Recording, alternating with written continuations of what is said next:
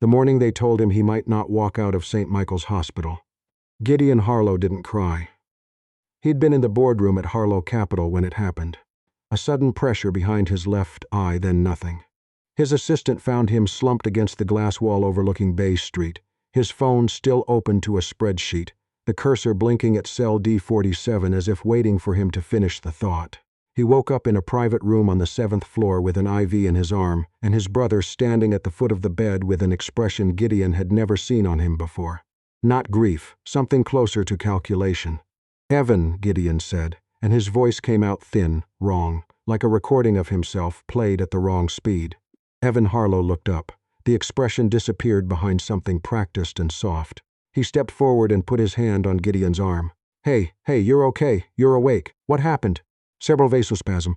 The doctors say it's manageable. You just need rest." A pause. And time. Gideon closed his eyes. His head felt like someone had filled it with wet concrete. How long was I out? 14 hours.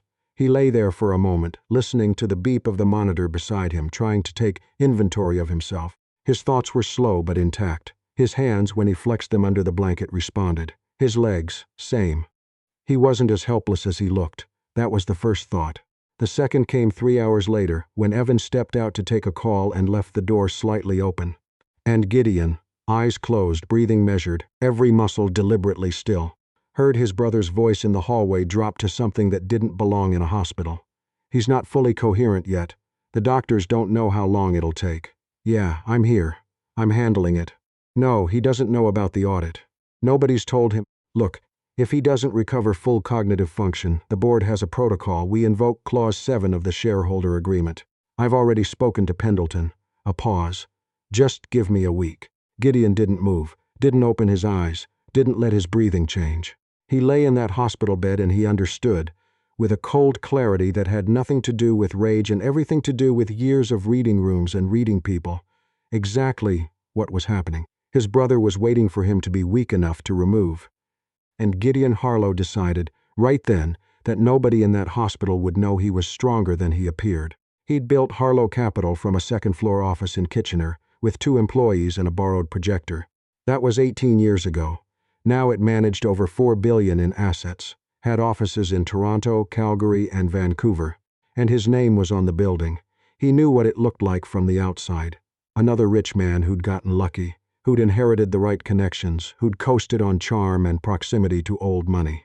What they didn't see was the decade he'd spent sleeping 4 hours a night, the clients he'd flown to meet in person when everyone said to just send an email, the deals he'd walked away from because they felt wrong, even when the numbers looked right. He'd built it on instinct and on trust, and those were the 2 things you couldn't fake over time. He had not, apparently, applied that same scrutiny to his own family.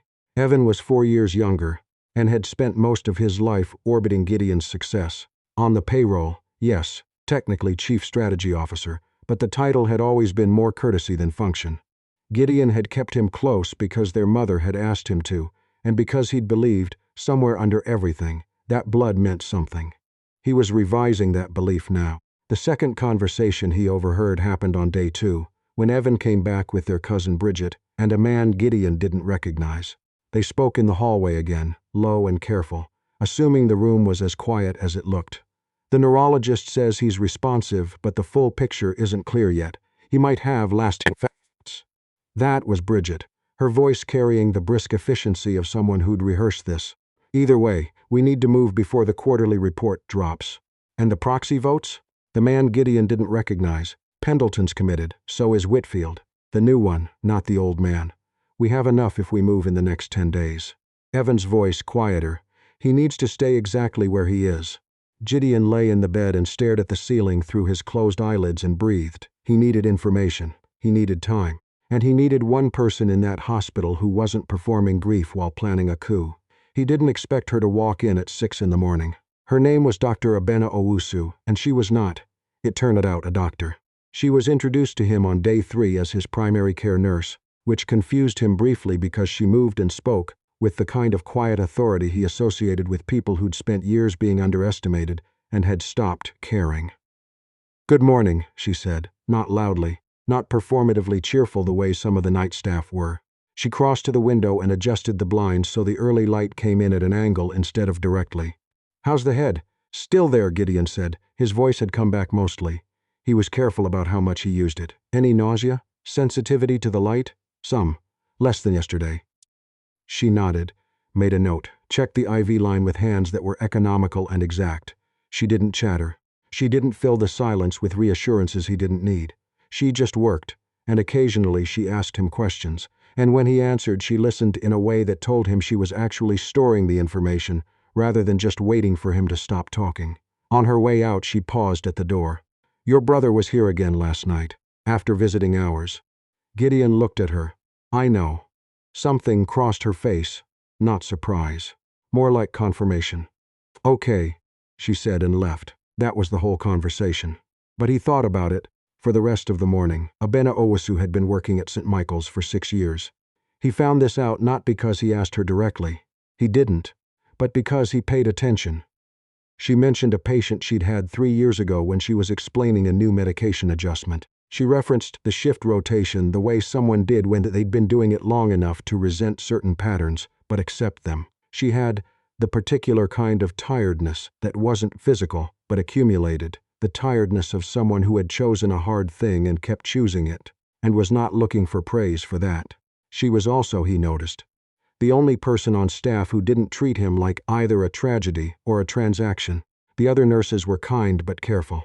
He could feel them calibrating how much warmth to show the man in the private room on the 7th floor who probably had lawyers on speed dial. The attending physician spoke to him in the tones of someone presenting findings to a board. Even the cleaning staff moved differently around his room, faster, more deferential. Abena spoke to him like he was a person who happened to be in a bed. It was, he realized, the thing he'd been most starved for since he'd gotten there. On day 4 she came in during the afternoon, which wasn't her usual time. He was awake and looking at the window and pretending not to be. "Mr. Harlow, Gideon," he said. A small pause. "Gideon, there's something I need to tell you." He waited. "2 men came to the nurse's station this morning asking about your progress. Not family. They said they were from your company. Something about power of attorney documentation. I checked with administration. Your brother authorized their access." Gideon was quiet for a moment. Outside, a siren passed some far below on Queen Street. "What did you tell them?" "That we don't discuss patient status with anyone outside the immediate medical team and authorized family." Another pause. "I didn't mention that you'd asked me that yesterday." He hadn't asked her that yesterday. He hadn't asked her anything. She looked at him steadily. She had brown eyes that didn't perform much but held everything. "I haven't decided," she said quietly. "That I know what's happening here, but I've been doing this long enough to recognize when something feels wrong." She set down the chart. "I thought you should know." She left before he could respond. He lay in the bed and felt something shift in the architecture of his thinking. Not hope exactly. Something more structurally sound than hope. He started, carefully, to pay attention in a different way. His phone had been taken. For his own recovery, Evan said with a smile that didn't reach anywhere near his eyes. But he still had his mind, and his mind had always been the actual asset. He listened, he observed, he catalogued. Evan visited every day, always with a story, always with that practiced softness, always angling the conversation toward questions about how Gideon was feeling, whether the doctors had said anything new, whether he'd been in touch with legal. He never asked about the company out of genuine interest. He asked the way someone tested a bridge before committing their full weight to it. Bridget came less often, but was more dangerous. She was smarter than Evan and didn't need to fill the silence. She sat in the chair by the window and watched Gideon with an expression that was almost sympathetic, and he knew she was calculating his remaining usefulness, the way she'd once calculated the exit timing on a bad investment. The man he didn't recognize, he learned eventually his name was Reeves, some consultant Evan had brought in from Vancouver, never came into the room. He waited in the hallway and spoke on his phone, and occasionally Gideon could catch a word or two, enough words. He also started to understand Abena Owusu better. She came in twice a day now, sometimes 3 times, always with a purpose, never lingering. But the purposes were sometimes small, adjusting something that didn't need adjusting, asking a follow-up question that could have waited, and gradually he understood that she was checking on him. Not medically, or not only medically. On day 6, not hospital tea from the cart. Something she'd made herself, in a thermos, which she set on the table without commentary. "You don't have to do that," he said. "I know." She sat down in the chair, the first time she'd sat down. "You're not sleeping." "I sleep.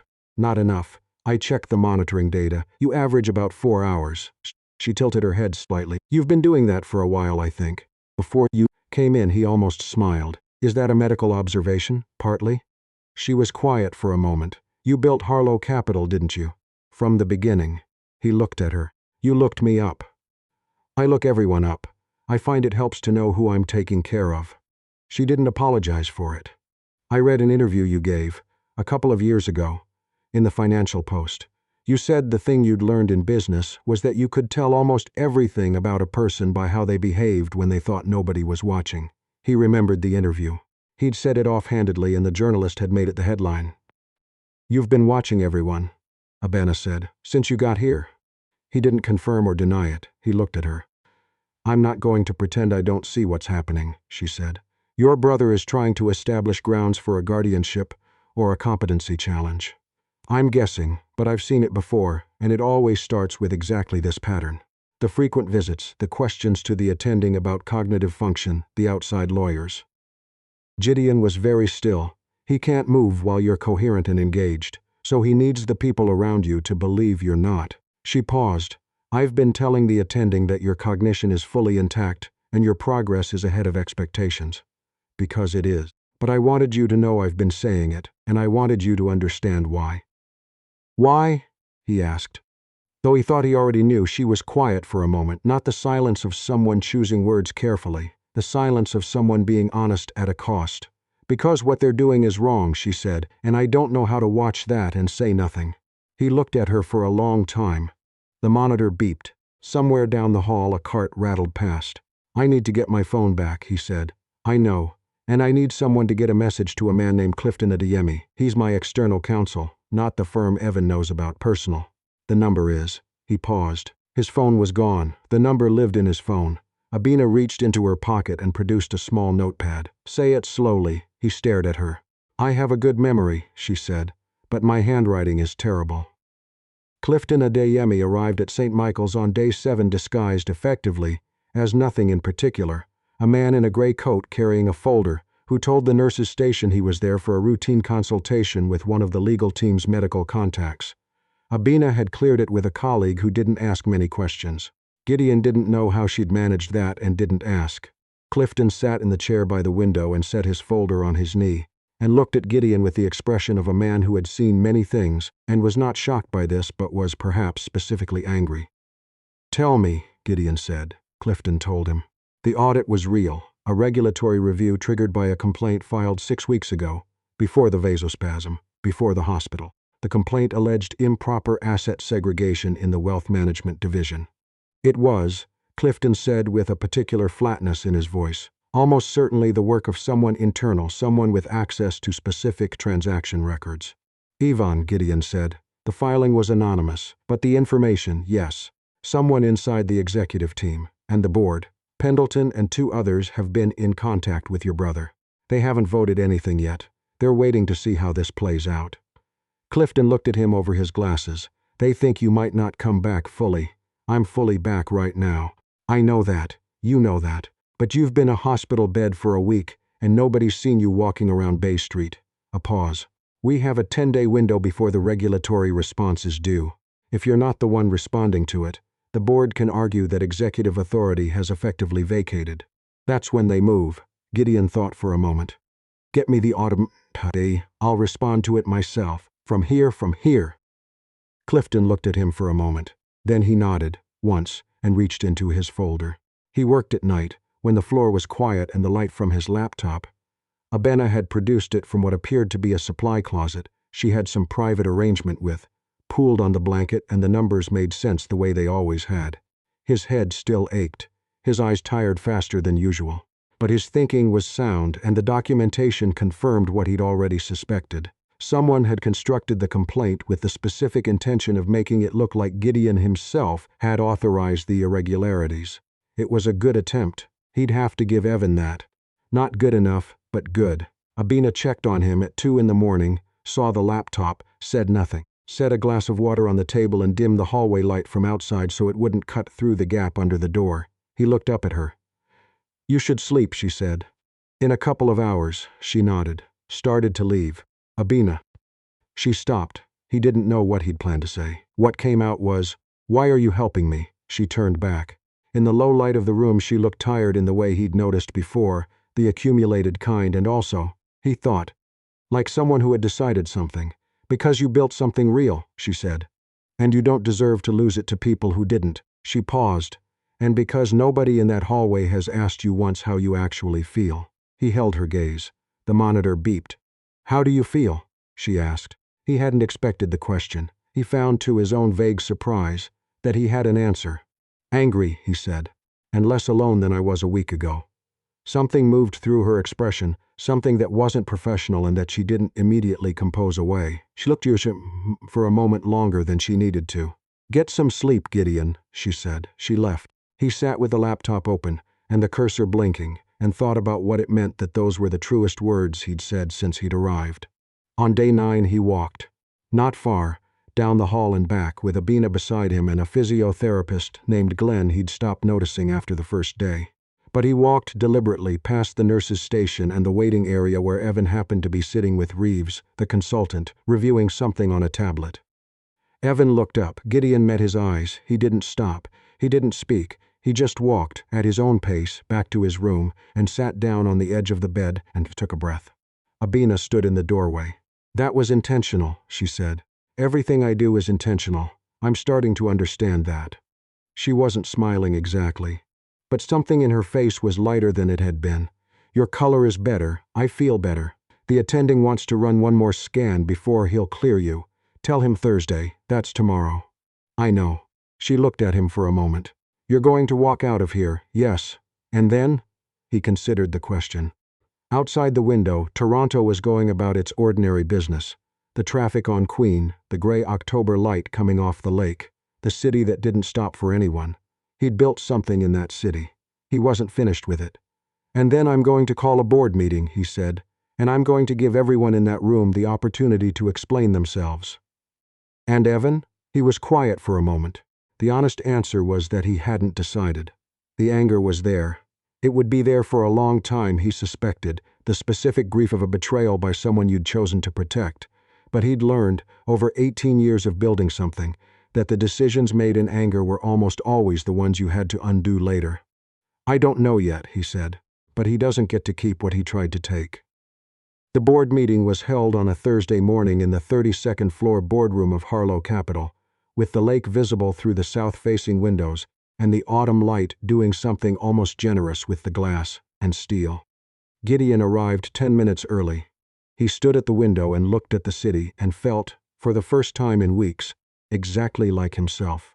They came in one by one, Pendleton, the 2 wavering board members, the rest of the executive team. Bridget arrived with Evan, the 2 of them together in a way that told him everything about the shape their alliance had taken. Reeves was not present. He had been contacted by Clifton's team that morning and had apparently remembered a prior commitment. When everyone was seated, Gideon sat down at the head of the table. He didn't have to say much. The documentation did most of it. The audit response he'd filed directly with the regulator from his hospital bed. The communication trail that showed the complaint's origin. The proxy correspondence that Clifton had obtained through a contact at the firm Evan had been using. He laid it out piece by piece, not with anger, not with theater, just with the same methodical clarity he'd brought to every hard conversation he'd ever had in that room. Pendleton's face went gray somewhere around page 4. Bridget stopped looking at him halfway through and started looking at the table. Evan looked at him the whole time. His expression shifted through several things: calculation, then something that might have been shame, then a blankness that Gideon recognized as someone deciding how to survive a room. When it was done, Gideon set down the last page. I want to be clear, he said, about what I'm not doing. I'm not burning this company down. I'm not going to the press. I'm not interested in spectacle. He looked around the room. What I am going to do is restructure governance over the next 60 days, with full transparency to our clients and regulators. Anyone who participated in this will be removed from their position. If legal action is warranted, Clifton's team will determine that, not me. He looked at Evan last. Evan looked back at him. His face finally had lost its performance. "You had everything," Gideon said quietly. "A role, a salary, a name that meant something because we built it together. And you tried to take the rest of it while I was in a hospital bed." He paused. "I want you to think about what it says about you that felt like your best option." He stood up. The room was silent in the way that rooms are silent when something has been said that everyone understands and nobody can unsay. "Meeting's adjourned," he said. "Clifton will be in touch with next steps." He walked out. He called Abena that evening. He'd gotten her number from the hospital's main line and been redirected 3 times before someone found her at the end of a shift, and he felt briefly like an idiot, a man who'd just walked out of a boardroom having the hardest time he'd had all week trying to reach one person on the phone. She answered on the 4th ring, her voice carrying the particular exhaustion of the end of a 12-hour shift. "Gideon, the board meeting went well." A pause. "I heard. Glenn told me. Apparently, you made the news." Something in her voice that wasn't quite amusement but was close to it. He was very impressed. "Glenn watches too much BNN. Everyone on the 7th floor watches BNN. It's a slow ward." Another pause. "Are you okay?" It was such a straightforward question, the kind he'd stopped being asked so long ago that he'd forgotten it was something people asked. "I think so," he said. "I wanted to thank you. You don't have to." "I know. A beat. I wanted to anyway." He looked at his apartment. He'd come home that morning, and it felt strange the way it always felt after you'd been somewhere else, like the proportions had shifted. "I also wanted to ask if you'd like to have dinner." A longer pause this time. "That's a significant pivot from thank you," she said. "It is. I've been accused of moving directly to the point. Is that a character flaw or a feature? Depends on the context." He could hear in the silence that she was thinking about it properly, not performing consideration, not giving him an easy answer. He'd learned to read her silences in a week of hospital mornings, and that one felt like an honest evaluation. "I'm off Saturday," she said finally. "Saturday's good. Somewhere quiet. I've had enough of loud places." "I know exactly the place." Another pause, shorter this time. "How's your head?" "Better every day. Good." He could hear the faint sounds of the hospital behind her. A cart, a voice over an intercom, the ordinary noise of a place that kept running no matter what. "Take care of yourself, Gideon. You too, Abena." He sat for a while after they hung up, in the quiet of his apartment, looking at the city through the window. The lights were coming on across the skyline the way they always did in the fall, building by building, the darkness coming down from the north. He thought about the week he'd spent in that bed, the fear and the stillness and the slow clarifying fury, and then, like a handhold on a wall he'd expected to be smooth, the sound of one person telling him the truth simply because it was the right thing to do. He'd built his company on the belief that character was visible if you paid attention. He'd stopped paying that kind of attention to his own life somewhere along the way, too focused on the thing he was building to look carefully at who was standing next to him. He wouldn't make that mistake again. The city kept going outside the window, indifferent and luminous, and full of people going about their ordinary lives, and Gideon Harlow sat in the quiet he'd earned and felt, for the first time in longer than he could exactly say, like the future was something he was walking toward rather than something being decided without him.